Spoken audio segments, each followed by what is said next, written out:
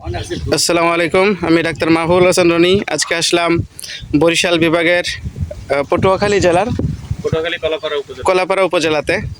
এখানে আমাদের বাপ্পি ভাই আছেন। এই গাভিটা বাপ্পি ভাই আছেন এখানে। এই গাভিটা প্রসবজনিত জটিলতায় ভুগতেছে। এটাকে ইনজেকশন অফ পার্চুরেশন করা হয়েছে, তারপরে কোনো সমাধান হচ্ছে না। বাবা, এটার সমস্যাটা কি আমাকে একটু বলেন তো, কতদিন যাবত সমস্যা হচ্ছে? সমস্যা পেট হয়েছে, পেট হওয়ার পর একটু পেটটা ফাঁপতেছে। ফাঁপ দেওয়ার পর আর কি ওষুধ খাইয়েছি, পর ভালো হয়ে গেছে। আচ্ছা আচ্ছা। এরপর ডাক্তারে ওই জরাইলের মুখে হাত দিয়েছে, জরাইল খোলে নাই। আচ্ছা আচ্ছা।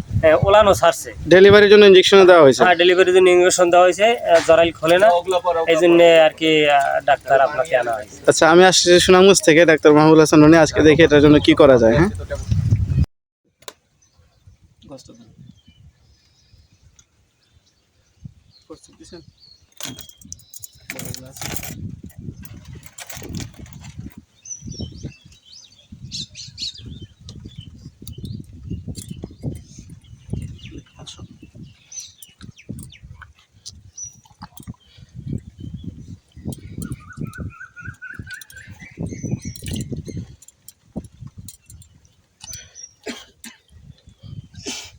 এত পানি কে কেবিটিতে?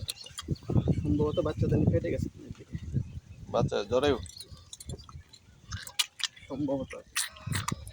তাই তো মনে হইতেছে। বাচ্চা ফেটে গেছে। বাচ্চা মানে যে কি ফুলি ফাইটে গেছে। সিরিয়াস, আপনি এখন ভিতরে এটা চাপ দিয়ে দেবেন।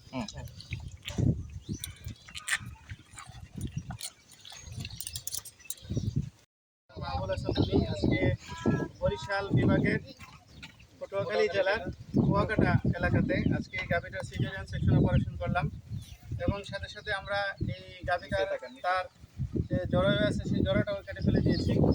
খুব সম্ভবত এই বাচ্চাটা 7 থেকে 8 দিন আগে মারা গেছে, যে কারণে জরায়ুটাও পুরোপুরিভাবে একদম মানে পচে গেছে। আমরা মালিকের অনুমতি নিয়ে সেটা আমরা করেছি। বাছুরটাও একটু দেখেন, ওই ফিটাসটা দিয়ে বাছুরটাকে দেখেন। এদিকে একটু। তো আঙ্কেল কিছু বলেন যে কি অবস্থা ছিল? ডাক্তার সাহেব সুনামগঞ্জ থেকে আসছে, দূর থেকে। আঙ্কেল একটু ফোকাস করেন। আমরা প্রথম তো স্থানীয় ডাক্তার আনছি। ডাক্তার আনার পর দেখি যে বিশাল সমস্যা, এই কারণে এই কাকারে আনছি। কাকারে আনিয়ে অপারেশনের সিদ্ধান্ত নিচ্ছি। মোটামুটি এখন তো গাভীটার অবস্থা তো একটু ভালো, মোটামুটি আমি খুবই একটু দেখা যাক কি অবস্থা হয়। ধন্যবাদ। আমার সাথে আছেন বাপ্পি ভাই।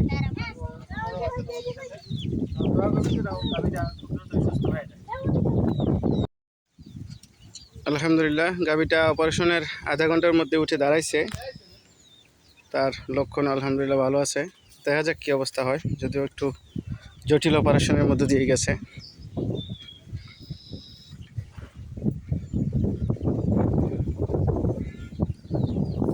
একটু যত্ন রাখেন, হ্যাঁ, ঠিক মতো উঁচা নিচা জায়গায় যেন না করে, না করে, হ্যাঁ, সমান জায়গায় চলাচল করবে।